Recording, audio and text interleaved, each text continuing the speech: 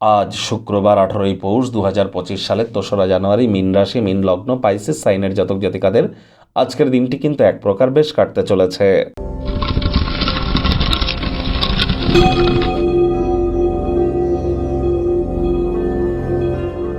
ভিডিওটির শুরুতেই আপনারা স্ক্রিনে দেখতে পাচ্ছেন দেবী মহালক্ষ্মীর গায়ত্রী মন্ত্র, ওম শ্রী মহালক্ষ্মী চ বিদ্মহে বিষ্ণুপত্নাই চ ধীমহি তন্ন লক্ষ্মী প্রচোদয়াৎ।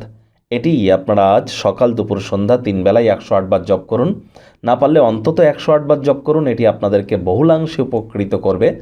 আজ শুক্রবার প্রেমে যদি সফলতা পেতে চান অথবা ক্রিয়েটিভিটি, ছবি আঁকা, নাচ গান, নাটক, কবিতা আবৃত্তি, অভিনয়, এই জগতে যদি আপনারা নিজেদেরকে ফেমাস করতে চান, বিখ্যাত যদি হতে চান, অথবা আপনারা যদি চান যে আপনাদের এনার্জি বা আপনাদের যে হাই এনার্জিকে সঠিক ওয়েতে যদি চ্যানেলাইজ করতে, অথবা আপনারা স্ত্রী সুখ বা নারী সুখ যদি প্রাপ্তি করতে চান, এর সাথে সাথে সম্পত্তি তৈরি এবং মাতা লক্ষ্মীকে যদি সন্তুষ্ট করতে চান, তাহলে অবশ্যই মন্ত্রটি জপ করুন। শুক্রের বীজ মন্ত্র ওম সোম শুক্রায় নমঃ, এটিও জপ করতে পারেন। স্নানের জলে হাফ কাপ কাঁচা দুধ দিয়ে স্নান করুন, এটিও আপনাদেরকে বহুলাংশে উপকৃত করবে।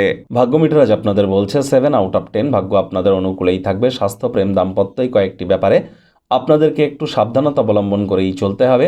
কায়িক পরিশ্রমের কারণে শরীরে ক্লান্তি আপনারা অনুভব করতেই পারেন। ওজন বুঝে ভোজন গ্রহণ করুন। রাস্তাঘাটে সাবধানে গাড়ি ঘোড়া চালান। কোনো প্রকার নেতিবাচক অনুভূতির আশ্রয় ভুলেও যেন গ্রহণ করবেন না। হতাশা কিন্তু গ্রাস করতেই পারে।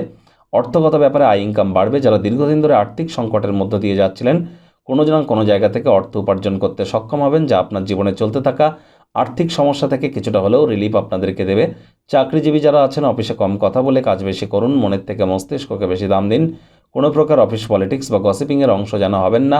বসের কিন্তু কুনজরে পড়ে যেতে পারেন। রাজনীতিবিদ যারা আছেন, জনসংযোগ বৃদ্ধি করুন। কঠোর কায়িক পরিশ্রমের কোনো বিকল্পই কিন্তু নেই। শিক্ষার্থী বিদ্যার্থীদের পড়াশোনায় মনোযোগ আরও বৃদ্ধি করতে হবে। উচ্চশিক্ষার জন্য যারা বিদেশ যাত্রার কথা ভাবছিলেন, ভাগ্যদেবীও আজ আপনাদের পক্ষে নেই। সন্তান সন্ততি থেকে থাকলে তাদের এদিকে কঠোর সজাগ দৃষ্টি বজায় রাখুন। হাউসওয়াইফ যারা আছেন, দিনের শুরুটা তাড়াতাড়ি করুন। প্রেমিক প্রেমিকা, স্বামী স্ত্রী উভয়ের ক্ষেত্রেই বলবো, রূঢ় বাক্যের প্রয়োগ, অশ্লীল ব্যবহার যেন করবেন না। তৃতীয় কোনো ব্যক্তিকে ভুলেও সম্পর্কের মধ্যে যেন প্রবেশ করতে দেবেন না। সম্পর্কের দুর্বলতা কিন্তু আরও বেড়ে যেতে পারে। পরিবার পরিজন, নিকটে স্থানীয় ব্যক্তিবর্গ, বন্ধু স্বজন কারোর উপরেই জোর করে নিজের মতামতকে জাহির যেন করবেন না। পরিবারের সদস্যদের সাথে দূরত্বকে অতিক্রম করার মাধ্যমে আপনি সহজেই আপনার লক্ষ্যে পৌঁছে যেতে সক্ষম হবেন। শত্রুপক্ষ, বিরোধী পক্ষ আজ একটু হলেও শক্তিশালী থাকছে। এ বিষয়েও কিন্তু আপনাদেরকে অত্যন্ত সজাগ থাকতে হবে। ক্রোধকে নিয়ন্ত্রণের মধ্যে রাখুন। হুটহাট করে রেগে যেতে পারেন। রাগ কিন্তু স্বল্প পাগলামির একটি রূপান্তর মাত্র। রাগের মাথায় জীবনের ব্যাপারে কোনো প্রকার সিদ্ধান্ত গ্রহণ করা থেকে বিরত থাকুন।